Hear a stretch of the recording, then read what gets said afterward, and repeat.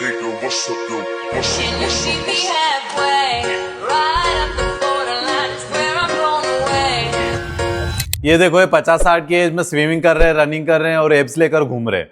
और हमारे यहाँ पे हमारे पेरेंट्स 50 की एज में हाय मेरी कमर, हाय मेरे घुटने करने लगते हैं। बिना सहारे के वो जमीन पर बैठ नहीं पाते। क्यों? क्योंकि उनकी हड्डियां खोखली हो चुकी है। एक बात सुनो जो स्कूल में नहीं सिखाई जाती है, वॉल्फ्स लॉ। ये लॉ कहता है जब तक तुम्हारी बोन्स पर स्ट्रेस नहीं पड़ता है वो स्ट्रॉन्ग नहीं बनेगी। हमारे माँ बाप ने 30 की एज तक काफी भागा दौड़ी करी पर कभी स्ट्रेंथ ट्रेनिंग नहीं की। इस वजह से वो कभी अपने पीक बोन डेंसिटी पर नहीं पहुंच पाए। याद रखो, 30 की एज तक बोन डेंसिटी बढ़ाने का गोल्डन पीरियड होता है। इसके बाद तुम बोन डेंसिटी को बचा लो या मेंटेन कर लो, वो भी बड़ी बात है। अगर तुमने 30 की एज तक हड्डियों को स्ट्रॉन्ग नहीं किया तो 50 की एज में तुम्हें काफी तकलीफ होने वाली है। डेटा देख लो, इंडिया में अप टू 90% लोग विटामिन डी डेफिशिएट है। और सबसे बड़ी गलती, लोग कैल्शियम के लिए दूध तो पी लेंगे पर बिना विटामिन डी और K2 के कैल्शियम तुम्हारी हड्डियों तक नहीं पहुंचेगा। ऊपर से इंडियन डाइट में प्रोटीन की भारी कमी है। हड्डी का 50% वॉल्यूम प्रोटीन से बनता है, जिसमें सबसे इंपॉर्टेंट कोलाजन होता है। अगर प्रोटीन नहीं खा रहे हो तो तुम्हारी हड्डियों का स्ट्रॉन्ग होना नामुमकिन है। एक और कड़वा सच, जब जब तुम्हारे शरीर पे 1 किलो चर्बी बढ़ती है, तुम्हारे नीज पे एक्स्ट्रा 3 किलो का प्रेशर पड़ता है। हमारे पेरेंट्स ने जिम को हमेशा टाइम पास समझा और बोला कि इसकी कोई जरूरत नहीं है,